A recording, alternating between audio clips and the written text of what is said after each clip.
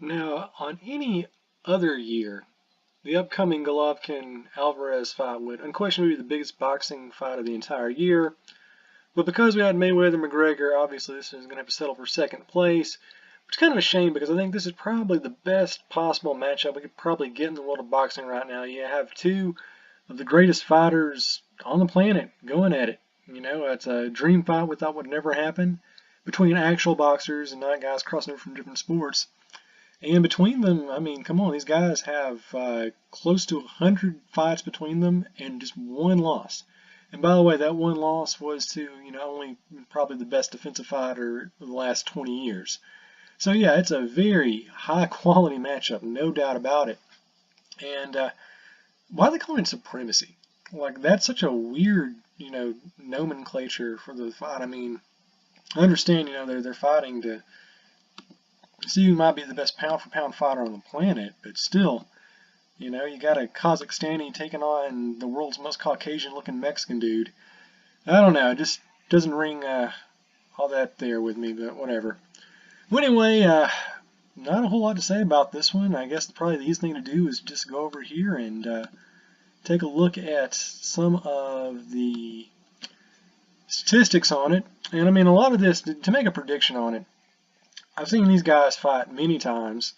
Haven't seen all their fights, obviously, but I've seen most of their more recent ones, so I think I have a pretty good gauge of, their fighting styles and their strengths and weaknesses. So as you can see on the screen here, we have the tell of the tape and some little thoughts of my own if you're going to go into this fight and make predictions or wager money on it, which you should never ever do, because gambling is wrong. Wink, wink. Alright, so obviously, let's get the core metrics out of the way. Height. Got a 1-inch reach advantage for Golovkin, 3-inch reach advantage also for Golovkin, no surprise there. So that favors GGG. Canelo, the younger fighter, by almost 10 years there. He's got an 8-year age advantage on him, so he's obviously the younger, inspired fighter. Record. Once again, only one loss between the two of them. Once again, that was Alvarez's loss to Mayweather, probably the best boxer of the last 25 years. KOs. A lot of people talking about Golovkin being a knockout machine, and we forget Canelo, he's up there. He's got almost as many. And of course, the big variable, which I think is going to be the huge swinging factor on who I'm going to pick to win this fight. Decisions. Yeah, Golovkin, he's been decisioned 3 times, including his last fight. But Canelo, he's been there 14 times. So Canelo is a dude who is younger and he's more experienced in really, really long fights. That'll be a factor later on. Alright, so let's take a look at some of the last couple of fights here. For Golovkin, I'm just going to look at his last 5 fights real here. I'm going to skim through the Wikipedia. Just a few quick comments on what I saw there and how I think it's going to be applicable to the upcoming fight. Daniel Jacobs, first time he's ever actually been 12 rounds in his entire career. It was just a pretty good dominant performance early rounds. Jacobs did a lot better defensively than I thought he would do. But, Golovkin, he did look a little winded heading into the later rounds. It's clear that this is a guy who wants to finish this fight in the 5th or 6th round, just knock a dude out, go home and get his paycheck. The longer this fight drags on, obviously I think that's going to be to the benefit of Canelo, and obviously to the detriment of Golovkin. Last couple of fights, though, I mean, really, what can you say here? You got TKO, knockout, TKO, TKO, knocking out Kell Brook, knocking out Dominic Wade, David Lemieux. And to be fair, when you look at the guys that Golovkin has fought, let's be honest with ourselves, they're not up to the same quality that Alvarez has fought. I mean, Alvarez has beat Amir Khan, knocked him out. Decision Miguel Cotto. Decision Julio Cesar Chavez Jr., knocked out Liam Smith, with the distance Floyd Mayweather Jr. So, beat Shane Mosley, beat Kermit Clinton, beat Alfonso Gomez back when he was touted as being one of the pound-for-pound best fighters on the planet. So obviously, just looking at the type of opponents that these two guys have fought, even though Golovkin is the older fighter, Alvarez had more fights and he's fought better fighters. I don't think Golovkin, Daniel Jacobs is probably the best dude Golovkin has fought. And that's not exactly saying a whole lot, but, or maybe David Lemieux. David Lemieux might be a little better. But still, Lemieux, he's no Floyd Mayweather. He is definitely no Miguel Cotto. He's no Amir Khan. Sorry. So just in terms of the opponents and the types of guys the guys have been used to fighting, clearly you got to say Alvarez's track record is more impressive. And not that Golovkin's streak of knocking like 11 dudes out in a row is not something to, you want to brag about. That's very, very impressive. Having 37 fights and winning all but 3 of them by sending your dude out in a stretcher, that's impressive. So those are the hard criteria that we have. Those are the statistics we know. That's stuff that's quantifiable, that we can measure, that we can put in numerical form and just go with that. So there you go. Physically, I mean, just in terms of, the reach and the height, you got to go with Golovkin. Age, experience, just overall record, you're going to go with Alvarez.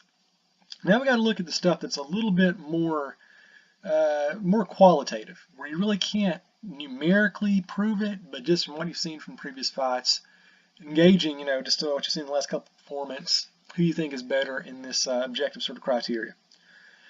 All right, in terms of speed, not really a surprise here. I think everybody's going to say Alvarez is the faster fighter. I mean, you just watch these guys tape by tape, the highlights. Golovkin, he's got some bombs on him. He's a quick dude, but overall, I just think offensively and defensively, Alvarez, faster fighter, faster punches, no real question there. Conversely, when it comes to power, obviously Golovkin he's the heavy hitter. When you ask who hits harder, Golovkin or Alvarez, yeah, everybody's going to agree. Golovkin is a killing machine. When he connects, and he connects hard, you're going to go down. So what we have here, it's the old chestnut. One of the things that makes this the most interesting fight of the entire year, probably the runaway pick for marquee fight of the year. It's that age-old equation, the irresistible force versus the unmovable object. And we'll get into the physics of that. F equals ma. That's important at the very last thing we're going to get to. So yeah, Alvarez, faster, he wins on speed, on power, go with Golovkin. Accuracy. Now this one, I haven't looked at all of the CompuStat data, but it just seems that just overall in the last couple of fights that Alvarez has landed the better overall percentage numbers. And what I mean by that is when he goes into a fight, you throw a whole bunch of punches. Usually, with a couple of deviations, Alvarez's percentage of landed punches has been higher than Golovkin. So obviously that is something you can numerically gauge. That's scientific. I'll go with accuracy and say that Alvarez is the more accurate fighter just based on that criteria. Of course, then again, you got to remember that a lot of these fights ended like in the 5th or 6th round, 4th round with Golovkin knocking a dude out. So it's going to skew just a little.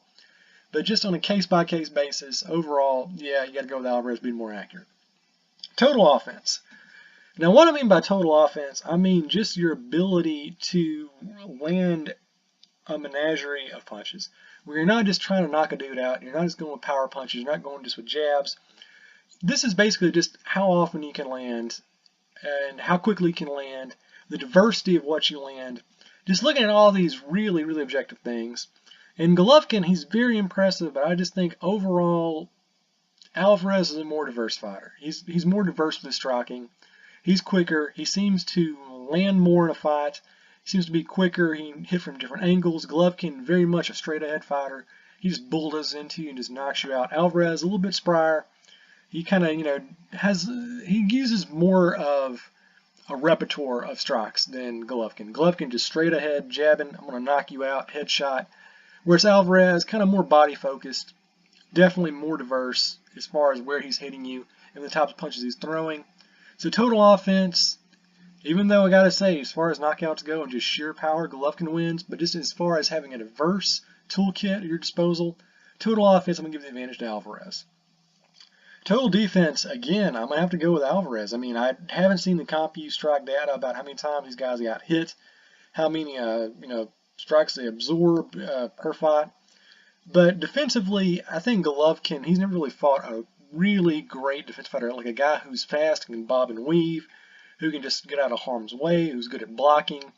And Alvarez, he's one of the best in the world at that. I mean, now that Mayweather's retired, I mean, you might say that Alvarez is the best defensive fighter we have. Very smart, very methodical. He's a guy that goes in there, he can counterpunch like crazy. He's just a very, very intelligent and very hard to hit, very elusive fighter.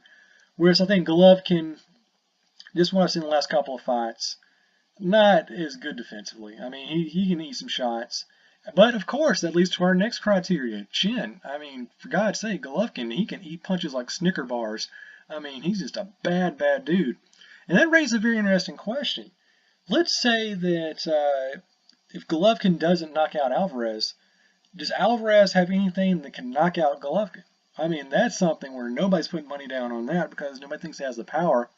And of course, Golovkin, with that granite chin of his, this fight's going to end with a knockout for Alvarez. It could definitely end with a knockout for Golovkin. Alvarez is not going to knock this dude out, so he's going to have to go with good old-fashioned technique and just dragging it out and make this a 12-round fight, tire out Golovkin. And that comes to our most important metric of the entire fight. And like I said earlier, force equals mass times acceleration. Both these guys weigh about the same. Obviously, I think force, Golovkin, the harder hitter, like if he goes for a headshot and he connects with it, you're going to die. But also, you got to wonder, is the power of Golovkin's strike equal to or greater than the speed and the accuracy and the diversity and the ability to get out of range and the total defense and his ability to land quick hits that Alvarez can? And that's really the big deciding factor of who I think is going to win this fight. I think Golovkin, he's going to go in there, and it's going to be a very, very close fight for the first 4 or 5 rounds. I think Golovkin's going to be swinging for the fences, and basically what Alvarez is going to do while Golovkin's going for the knockout flow, he's going to dip to the side, get his shots in, actually win on punches landed. That's going to be the big story of the fight. While Golovkin's going for the haymaker. And then after that, he's collecting points, he's winning the fight, he's playing it technical, he's playing Mayweather boxing style kind of fight. And then once you get in the 6th round, the 7th round, the 8th round, that's when I start seeing Golovkin slowing down. And that's when Alvarez really hops up his offense. He starts landing more body shots, starts going for the head, stops playing defensively, and just starts loading up on strikes, just feeding the CompuStrike machine. And I think by the 10th, 11th, and 12th round, the cardio is going to be completely in Alvarez's favor. I think by then Golovkin is going to be blown. And like I said, Alvarez is not going to get the knockout, but I think 10th, 11th, 12th round, complete, one-sided, beating for Alvarez. And at the end of the day, I'm going to go with the smart pick. I think Alvarez, and I think he actually does go in this fight. The last time I checked, he actually is an underdog heading into this fight, which is crazy. I just think Golovkin, he's got power. He's really hard to knock out. But Alvarez, more experienced, he's fought better fighters. Just overall, he's just a better, complete, holistic boxer. And I think that's going to carry him very far. It's going to end with a unanimous decision. Golovkin might win, 3 or 4 rounds, but Alvarez is his fight to lose. He just goes in there, sticks to his strategy, plays good defense, lets his fight keep going, drag it on, amps up his game around the 6th, 7th round, 10th, 11th, 12th, just let Golovkin gas, load up on the CompuStrike, and I think Alvarez wins. And first time in his career, Golovkin tastes defeat, and his 19 consecutive title streaks ends. And from there, who knows? I mean, there's a lot of good boxers out there. I mean, what's the big money fight? Are we going to do Andre Ward taking on Canelo? Is that going to be arranged somehow? Well, that'd be awesome. I'd love to see it, but we'll see what happens. But just for this Saturday, we're talking about supremacy. I'm going to go with the world's most Irish-looking Mexican to defeat the Kazakhstani. You want my prediction? I'll give it to you right now. Straight up, I'm going to go with Alvarez to win it. Unanimous decision, 12th round. It's as good as money in the bank.